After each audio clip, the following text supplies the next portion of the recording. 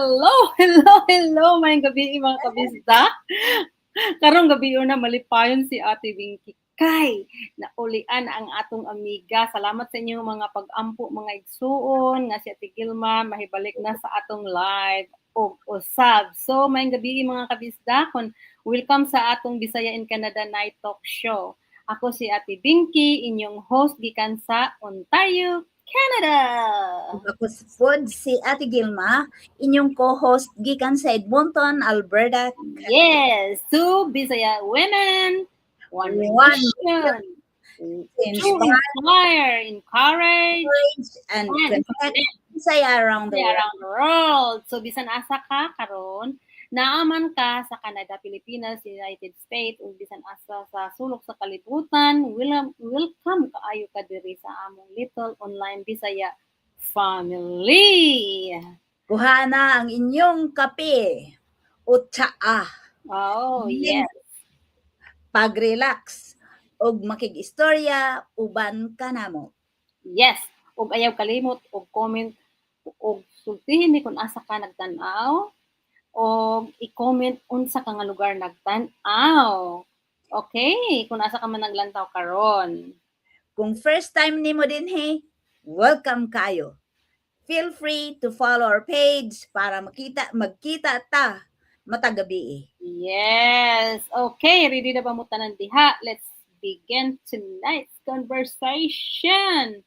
So, ang atong topic karong mga gabi na mga igsuon, mga kabisdak. Lisod ba magtigom sa Canada?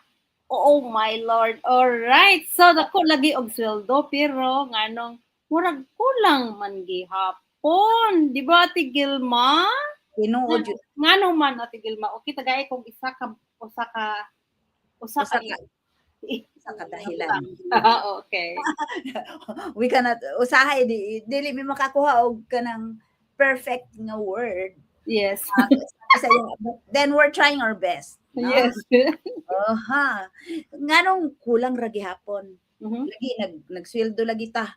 Mm-hmm. Pero kulang ra gihapon ingna ngano.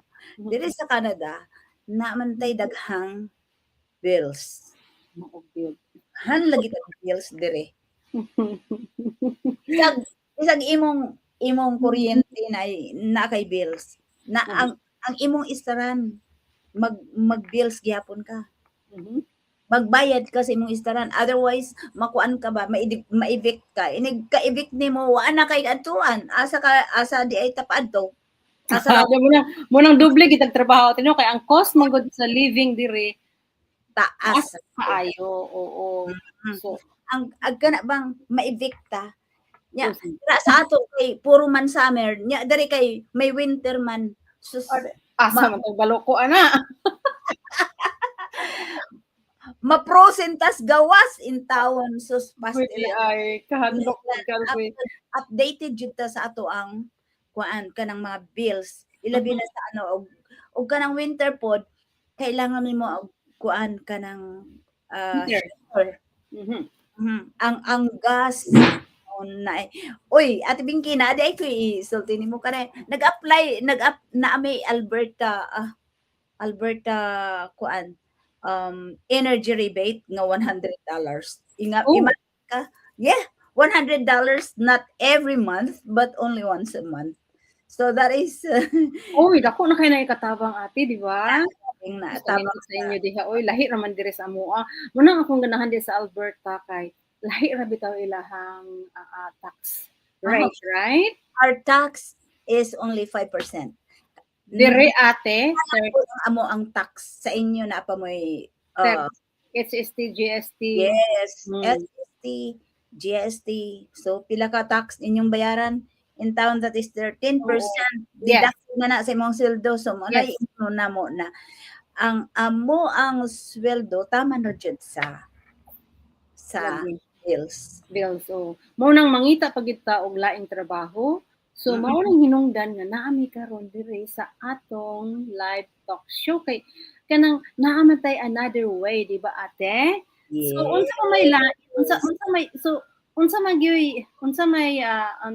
unsa may kalainan sa mag-savings ta o versus sa spending? Unsa may imong ikasulti ana kay kinahanglan man kita mag-save diri ate kay ang atong rainy days kay unyag masakit pareha sa ako tinasakit, okay? So ay pastilan ang ato ra gyung lawas ang puhunan.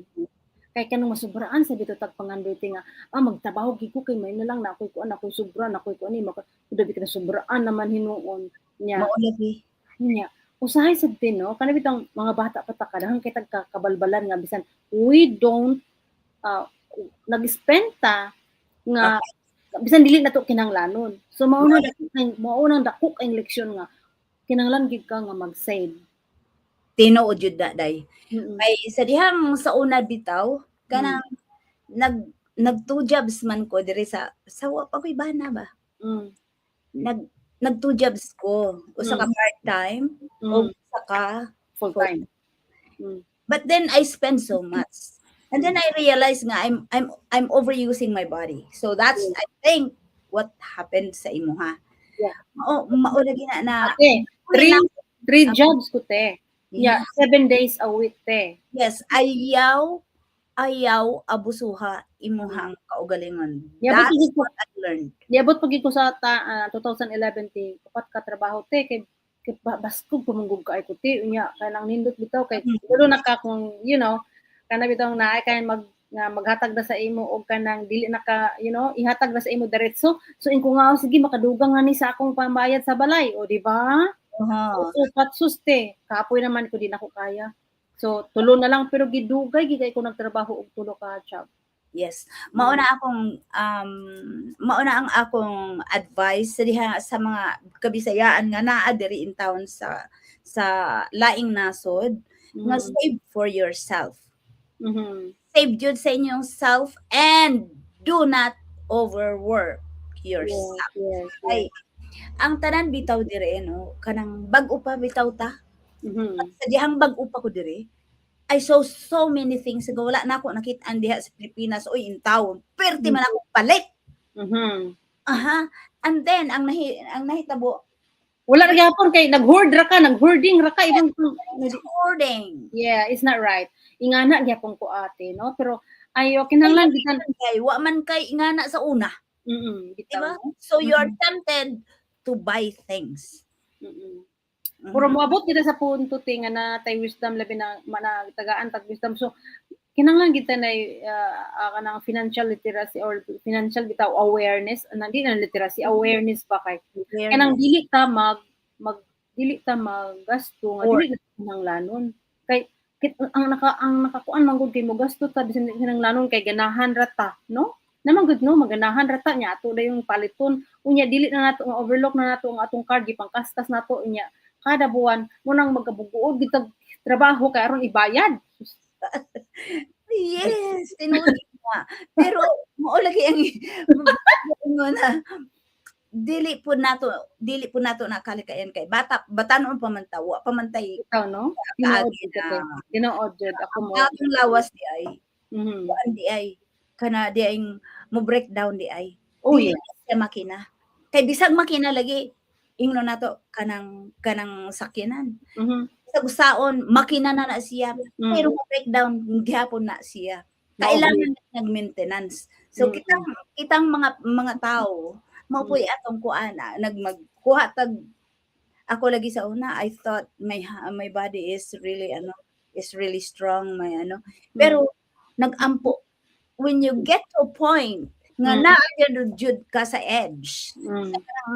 Unsay tawag ana day ang edge? Naa ka sa tumoy. Oo, naa ka na sa tumoy sa imong kuan, mahinumduman nimo tanan. Yes. And then that's your turning point. Balik sa Ginoo. Mao gyud. Nya kinahanglan bitaw gid ate no kanang mo plano gid ta sa atong retirement no? Yes. Yes. Kay karon, ingani karon. Katong sa una nagtuog jud ko nga okay kay ko kay siyempre kung naa kay trabaho nga full-time job full-time job niya good paying job niya stable job daw kay ang lawas nako wa man ni surrender man so diha ta mo nang kinahanglan gyud nga imog yung bantayan ang imong lawas kay nagtuo ka nga imong retirement okay na kay maayo kay imong trabaho full-time ka stable ka pero ang imong lawas dili naman makaagwanta maulagi. Pero you know what? Ang job di ay is not security. Yes. So, mao na siya nga. Boss can fire you anytime. Yes. You know, yes. Maunay akong ikaingon, ma-fire ka sa imuhang boss tungod sa imong inconsistent, tungod kay ang imong lawas. Lawas wala na ni. Yes, yeah. So mao na siya te nga ato ning ako gining mo na siya nga kanang nindot kay ba nga ang mga kabisaya nga labi na kanang nag-abroad no. Importante gyud nga naatay mga plan B nga atong sugdan. Plan B gyud. Oo. Yes, plan B. And don't work for money, guys. Yeah. Ayaw work para lang kumita. Use your brains, use any initiative nga makakuan ka, makatabang. Yes. The more diha na ko na sa financial tino nga kun the more ta nga mo tabang, the more di ay ta nga grasyan sa Ginoo. So diha kana bitong nabito na sa gospel no manang ang katong daghan labaw nga ni daghan ang katong kulang gikuhaan hinoon. So mao na siyang gutpasabot nga kinanglan i-enrich nato atong una atong kasing-kasing ug ang atong mga pulong no nya kay naanad man ta sa atong mga gamay nga warag katong sa una nga wa man tay tunong no. So mo nang karon kanang nagpasalamat gyud ko na ning atong gihimo nga online business no kay kanang kuan lang gud sis ate kanang daghang tipong natun-an dili pa ulahi ang tanan no. So importante kayo nga kanang naang kaugulingon nga kaning atong gihimo hinay-hinay ni siya while we are online, we are sharing our experience at the same time we can inspire other people at the same time we can earn, you know. So mao na siya nga mga kabisda kun kamo naamo karon sa sitwasyon nga gusto mo nga naamoy mga kanang may oras sa inyong pamilya maka-spend mo.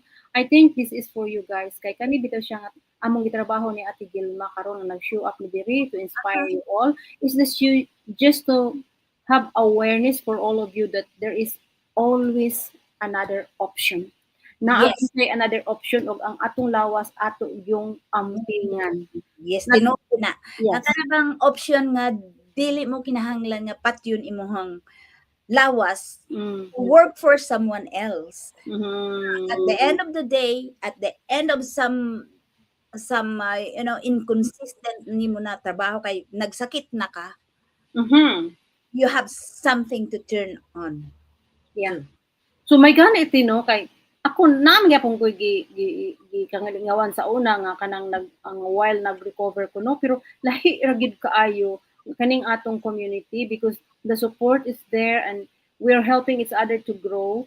Naglahi ra kay siya, it's really amazing and mo nang kaingon ko nga kanang mao ni siya kung purpose. I just continue because I know one day somehow bisan isa duha ka tawo atong matabangan. That's and right. That's a great blessing na kay natin. Then blessed na gyud ta ana.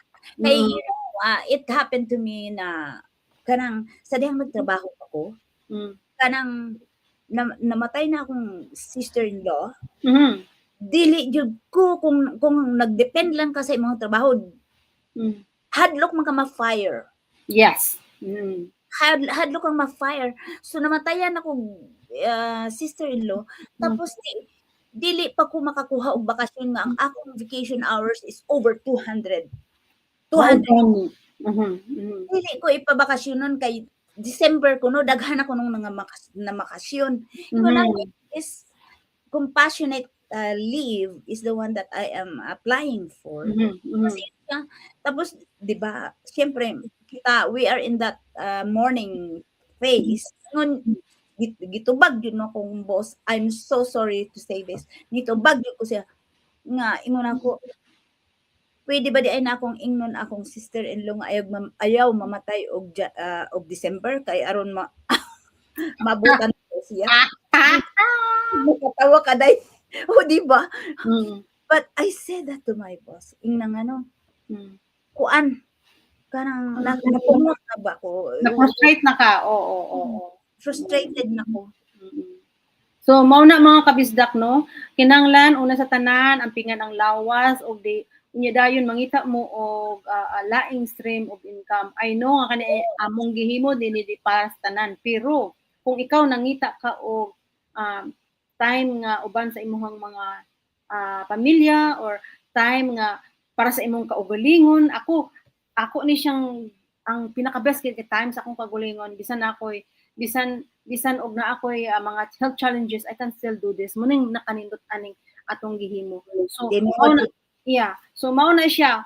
Akong pangutana sa inyo mga igsuon, no? Unsay pinaka-effective nga tip sa pag-save para nimo karon? So i-share na nimo diha kaysa amo no ang pag-save bitaw no para sa ako una sa tanan i-save gyud nimo ang imong health and wellness nimo kay kung lig-on ang imong lawas you can have everything you want to do pero kung sa akong pagka-disabled sa una ha imagine nimo 2 years total disability and then 5 years therapy imagine nimo kana nga time nako nga kana bitang ako bitong gi-carry nga kanang uncertain ko worry ko ana bitaw so mao na siya kinahanglan yun no imo ginang i-focus na siya sa imong health kung sa inyong kwarta pod kanahanglan ang dili kinahanglanon dili pod nato kuhaon kay wala man ta na side sa uma no nya most of all magpasalamaton gid ta kung unsay naa nato karon kay pinaka-best di ka na magpasalamat ta matag adlaw no nga kanang pag mata lang nimo imong mata makitag kahayag I've been there I was in an accident nga kanang bitong abi nako di ko kakita pero mo nang grateful ko sa tanan nga mo kani akong lawas din ako ma-move so karon can dance I can do whatever I want it's a great blessing so Ate Gilma what do you think for you in your side what that is so true kanang padayon lang gyud ta sa paglaom padayon ta sa pag-ampo o pagtinabangay yes matag adlaw bag-ong oportunidad nga mahimong mas maayo yes so ang atong kinabuhi nindot kayo ang imong kuan so maura to mga igsuon kanang maura to among ipaambit kaninyo karong gabi una oo daghang kaayong salamat sa inyong pagtan-aw karong gabi una kay nakita nako niya mo kaman go nga mga nagtan-aw nato salamat kay sa inyo kita bisan kung bisan asa mo sa kalibutan karon hinumdumi nga dili mo nag-inusara okay this is Ate Gilma padayon sa paglaom pag-ampo God bless everyone okay salamat kayo kay ang matag adlaw mga igsoon oportunidad nga mahimong mas maayo pa oo so Ate Binky and Ate Gilma saying amping kanunay oh God bless and see you again tomorrow 10 a.m. 10 p.m. EST Toronto 8 p.m. MST Alberta. All right, may gabi. Gabi sa inyong tanungan. Bye-bye. Maraming salamat. Bye.